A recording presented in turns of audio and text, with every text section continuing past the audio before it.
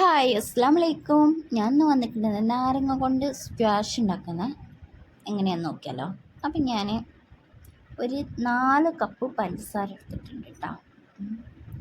ഒരു 21 നാരങ്ങ ഉണ്ടാവും ഏകദേശം, 22 നാരങ്ങ ഉണ്ട് ഏതായാലും. അപ്പം ഞാൻ അതെടുത്തിട്ട് 4 കപ്പ് പഞ്ചസാരയിലേക്ക് 3 കപ്പ് വെള്ളമാണ് ഞാൻ ഒഴിച്ചു കൊടുക്കുന്നത് കേട്ടോ. നിങ്ങളടുത്തൊരു 12 നാരങ്ങയൊക്കെ ആണെങ്കിൽ 2 കപ്പ് പഞ്ചസാരയിലേക്ക് 1.5 കപ്പ് വെള്ളം ഒഴിച്ചെടുത്താൽ മതി കേട്ടോ.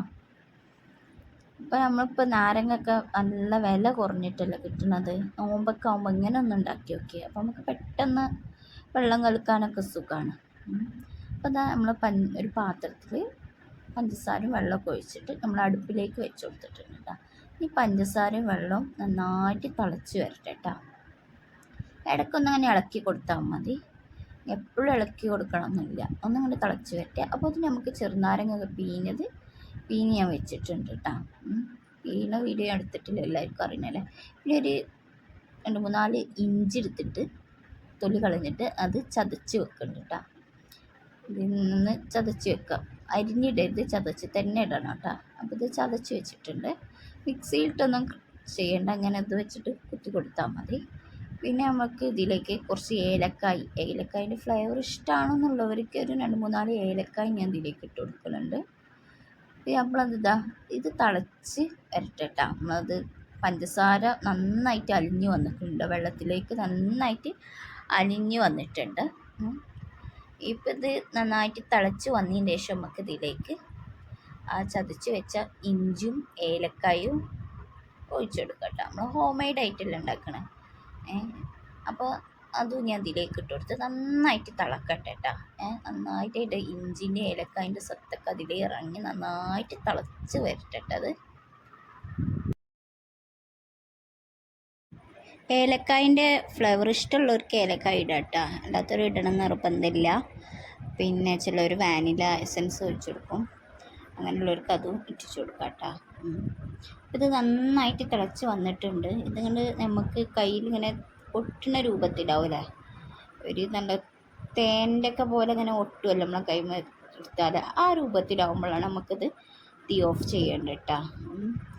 നല്ല സൂപ്പറാണ്. ഇങ്ങനെ ഒന്ന് ഉണ്ടാക്കി നോക്കിയിട്ട് പെട്ടെന്ന് ആരെങ്കിലുമൊക്കെ ഒരു വിരുന്നേര് വരികയാണ്, 1 ടീസ്പൂൺ ഒരു ഗ്ലാസ്സിലേക്ക് ഒഴിച്ചിട്ട് കുറച്ച് വെള്ളം ഒഴിച്ചാൽ സംഭവം റെഡി കേട്ടോ. പിന്നെ എനിക്കതിനെക്കാട്ടും ഇഷ്ടപ്പെട്ട് മിക്സിയിൽ ഇതടിച്ച് ആണ് ഉണ്ടാക്കണത്, നല്ല സൂപ്പറാട്ടാ. മിക്സിയിൽ ഇതിന് 1 ടീസ്പൂണ് നമുക്ക് ആവശ്യത്തിലുള്ള ഇത് ഒഴിച്ചു കൊടുത്തിട്ട് കുറച്ച് വെള്ളം ഒഴിച്ചിട്ട് മിക്സിയിൽ അടിച്ചിട്ട് സൂപ്പറാണ്. അങ്ങനെ നല്ല ടേസ്റ്റ് ഉണ്ട് കേട്ടോ. അപ്പോൾ നിങ്ങൾ ഒരു പ്രാവശ്യം ഉണ്ടാക്കി നോക്കിയിട്ടാ, നല്ല ടേസ്റ്റ് ഉണ്ട്. പിന്നെയും പറയണം, അതുകൊണ്ടാണ്. അപ്പോൾ ഇതാ നമ്മളിത് നന്നായിട്ട് സെറ്റായിട്ട് ഇവിടെ വന്നിട്ടുണ്ട്. ഇത് ചൂടാറിയതിന് ശേഷം ചൂടാറി വന്നിട്ടുണ്ട്. ഞാൻ ഇങ്ങനെ തൊട്ട് നോക്കുമ്പോൾ അങ്ങനെ ഒരു ഒട്ടിടം പോലെ ഉണ്ട്. അപ്പോൾ ഇത് ചൂടാറി വന്നതിന് ശേഷം നമുക്ക് ഇതിലേക്ക് നാരങ്ങ പിഴിഞ്ഞതില്ലേ, അത് ഇതിലേക്ക് ഒഴിച്ചു കൊടുക്കാം കേട്ടോ. ചെറുനാരങ്ങ പിഴിഞ്ഞത് നമുക്ക് ഇതിലേക്ക് ഒഴിച്ചു കൊടുക്കാം കേട്ടോ. കുരുണ്ട് എന്ന് വിചാരിച്ചിട്ട് ആരും ടെൻഷൻ ആവണ്ട, നമ്മൾ ഇത് അരിച്ചിട്ടാണ് നമ്മൾ കുപ്പിയിലേക്ക് മാറ്റി കൊടുക്കണം കേട്ടോ. അപ്പോൾ ഇത് നന്നായിട്ട് മിക്സ് ചെയ്ത് കൊടുക്കുക. പഞ്ചസാര ലായനും നാരങ്ങയും കൂടി നന്നായിട്ട് മിക്സ് ചെയ്ത് കൊടുക്കുക കേട്ടോ.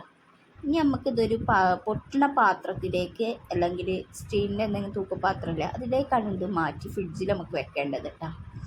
പ്ലാസ്റ്റിക്കിൻ്റെ കുപ്പിയിൽ ഒഴിക്കണ്ട, പൊട്ടുന്ന കുപ്പി ഉണ്ടോ അതാണ് ഏറ്റവും നല്ലത്.